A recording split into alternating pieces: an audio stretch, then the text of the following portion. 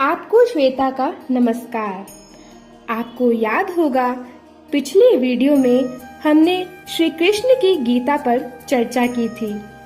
आज हम जानेंगे श्री कृष्ण की 16 कलाओं यानी गुणों के बारे में, जिन्हें हमें भी अपने जीवन में ग्रहण करना चाहिए, जिसमें श्री कृष्ण की कृपा भी जरूरी है।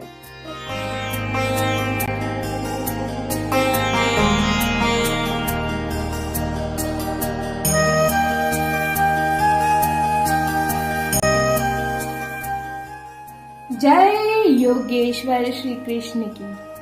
भगवान कृष्ण को भगवान विष्णु का 8वां अवतार माना जाता है। भगवान कृष्ण चाहे शिशु के रूप में हो, मित्र के रूप में हो, सच्चे प्रेमी के रूप में हो, गुरु या मार्गदर्शक के रूप में हो, सभी स्थितियों में हमेशा शुद्ध और दोष रहित रहे हैं। भगवान विष्णु के सभी अवतारों में केवल भगवान कृष्ण ही 16 कला संपूर्ण देवता थे। भगवान कृष्ण की वो 16 कलाएं कौन सी थी, आइए जानते हैं। उनकी ये कलाएं आज की तेज गति वाली दुनिया में हमारे संतुलित जीवन जीने की कला में महारत हासिल करने के लिए गुरु मंत्र बताती हैं। ये वे 16 कलाएं हैं जो श्री कृष्ण के पास पृथ्वी पर आने पर थीं। पहली, दया करुणा। वह सभी प्राणियों के प्रति सहानुभूति रखते थे। हम भी सभी के प्रति अच्छा और प्रेम पूर्ण व्यवहार करके ये कला या गुण अपने जीवन में ला सकते हैं। दूसरा, धैर्य। कृष्ण सबसे भयानक युद्ध के समय में भी धैर्यवान थे। आज के माहौल में यह कला सचमुच उपयोगी है। तीसरा, क्षमा। उन्होंने उस शिकारी को भी माफ कर दिया जिसने उन्हें घायल करके उनके पृथ्वी लोक छोड़ने का कारण बना दिया। हमें भी लोगों को क्षमा करने की कला में निपुण होना चाहिए। चौथा, न्याय। कृष्ण हमेशा कहते थे कि बदले की बजाय न्याय मांगना चाहिए। उन्होंने न्याय के लिए लड़ाई लड़ी, बदले के लिए नहीं।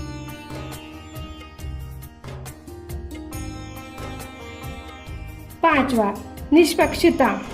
अर्जुन के सखा होने के बावजूद कृष्ण इतने निष्पक्ष थे कि जब दुर्योधन ने मदद मांगी तो उन्होंने नारायणी सेना देकर भी दुर्योधन का समर्थन किया। छठा, निरासक्त वैराग्य। चाहे वह दुर्वासा मुनि से श्राप मिले, माता देवकी से 12 वर्षों तक अलग रहना हो या अपने ही वंश का अंत देखना हो, भगवान कृष्ण दुख और खुशी दोनों से अनासक्त थे। हमें भी इसी तरह सुख दुख में अनासक्त रहना चाहिए। सातवां, तपस्या। कृष्ण को योगेश्वर के नाम से जाना जाता है। उन्होंने ध्यान और तपस्या की। हमें भी लक्ष्य पाने के लिए तपस्या करना चाहिए। आठवां, अजेयता। कृष्ण ने शांति और साहस के साथ चुनौतियों का सामना किया। भाग्य साहसी इंसान का ही साथ देता है। 9वां, दानशील। और कौन है ऐसा दानी जैसे थे कृष्ण। एक मुट्ठी चावल के बदले में भगवान कृष्ण ने सुदामा को 3 लोक प्रदान किए। 10वां, मोहक रूप। कृष्ण सच्चे सौंदर्य अवतार हैं। उनका चरित्र भी सुंदर है। इंसान को जीवन में सच्चे आनंद का अनुभव करने के लिए अपने चरित्र को सुंदर बनाना चाहिए। 11वां, नृत्यज्ञ। सर्वश्रेष्ठ नर्तक। कृष्ण ने कालिया नाग के फन पर नृत्य किया। जब कोई इतने भयंकर संकट में भी नाच सकता है तो जिंदगी के हर संकट के फन पर आनंद का नर्तन करना चाहिए। सदा आनंद में रहना चाहिए, क्योंकि नृत्य आत्मा का गुण है जो हृदय से व्यक्त होता है, शरीर से नहीं।